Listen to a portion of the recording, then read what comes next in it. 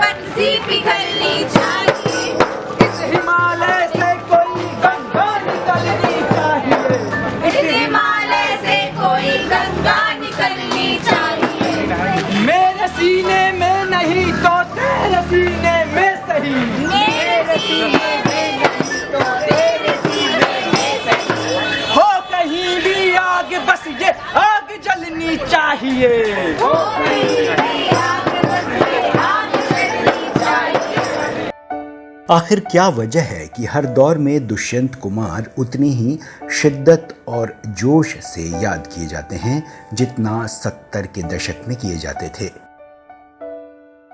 क्या वजह है कि आज भी हर आंदोलन और यहाँ तक कि सरकारी कार्यक्रमों में भी उनकी पंक्तियां बड़े जोश के साथ दोहराई जाती हैं?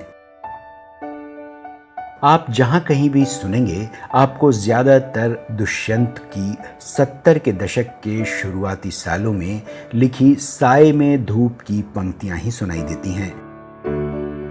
लेकिन महज 42 साल की जिंदगी जीने वाले इस कवि ने काव्य, नाटक एक कंठ विष पाई और एक नाटक और मसीहा मर गया भी लिखा।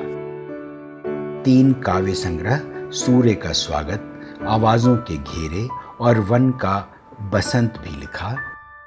3 उपन्यास लिखे, छोटे छोटे सवाल, आंगन में एक वृक्ष और दोहरी जिंदगी। छोटी छोटी कहानियां भी लिखी और कविताएं तो उनकी मूल पहचान हैं ही। लेकिन देश की जमीनी हकीकत, व्यवस्था और सत्ता के प्रति उनका आक्रोश, बदलाव की छटपटाहट और एक बेचैन क्रांतिकारी विचारों वाली गज़लें उन्होंने 74 आंदोलन के दौरान लिखी और साए में धूप उसी दौरान आया, जिससे दुष्यंत कुमार हर युवा की आवाज बन गए। बिजनौर में जन्मे, इलाहाबाद में पढ़े और भोपाल में उनकी जिंदगी का ज्यादातर वक्त बीता। हरिवंश राय बच्चन ने उन्हें दिल्ली में आकाशवाणी में नौकरी दी। भोपाल तबादला हुआ और फिर वो वहीं के होकर रह गए। दुष्यंत का वीडियो तो दूर, उनकी तस्वीरें भी मुश्किल से मिलती हैं। राज्यसभा टीवी पर राजेश बादल ने उन पर एक खास कार्यक्रम बनाया था। वहीं से हमने कुछ पुरानी तस्वीरें जुटाई हैं और आज के जाने माने गीतकार मनोज मुंतशिर ने भी दुष्यंत के बारे में जो खास कार्यक्रम बनाया, उसमें से हम साभार उनकी गजलों की लाइनें सुनते हैं। मनोज मुंतशिर से ही खुद उनकी आवाज और उनके खास अंदाज में। दोस्तों, मैं हूं मनोज मुंतशिर और मैं चाहता हूं कि आप अपने दिमाग में एक सीन विजुअलाइज करें। जगह इलाहाबाद विश्वविद्यालय कैंपस, समय 1996, सर्दियों की एक दोपहर, कैंपस में तकरीबन 50 स्टूडेंट्स का जमावड़ा। स्टेज पर एक स्टूडेंट लीडर जो रातों रात फीस बढ़ाए जाने के विरोध में तकरीर कर रहा है।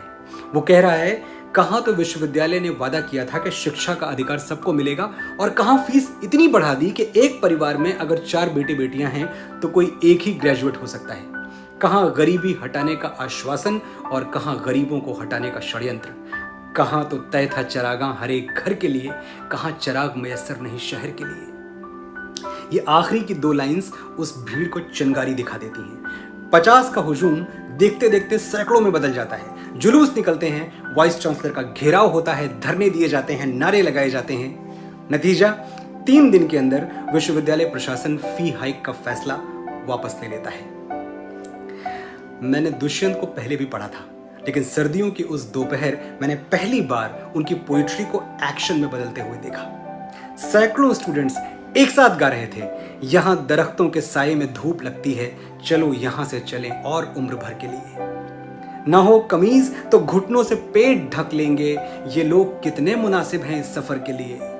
वो मुतमईन हैं, खुश हैं, वो मुतमईन है कि पत्थर पिघल नहीं सकता, मैं बेकरार हूं आवाज में असर के लिए। जिए तो अपने बगीचे में गुलमोहर के तले, मरें तो गैर की गलियों में गुलमोहर के लिए। कहाँ तो तय था चरागां हर एक घर के लिए, कहाँ चराग मयस्सर नहीं शहर के लिए।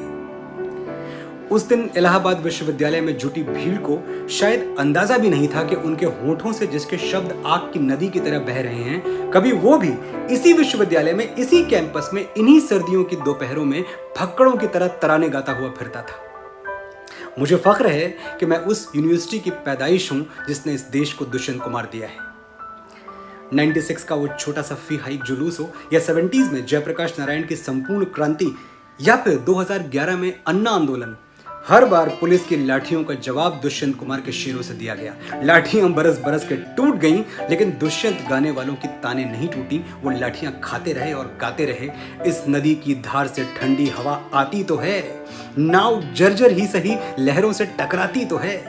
एक चिंगारी कहीं से ढूंढ लाओ दोस्तों, इस दिए में तेल से भीगी हुई बाती तो है। एक खंडहर के हृदय सी, एक जंगली फूल सी, आदमी की पीर गूंगी ही सही गाती तो है। दुख नहीं कोई कि अब उपलब्धियों के नाम पर और कुछ हो या ना हो, आकाश से छाती तो है।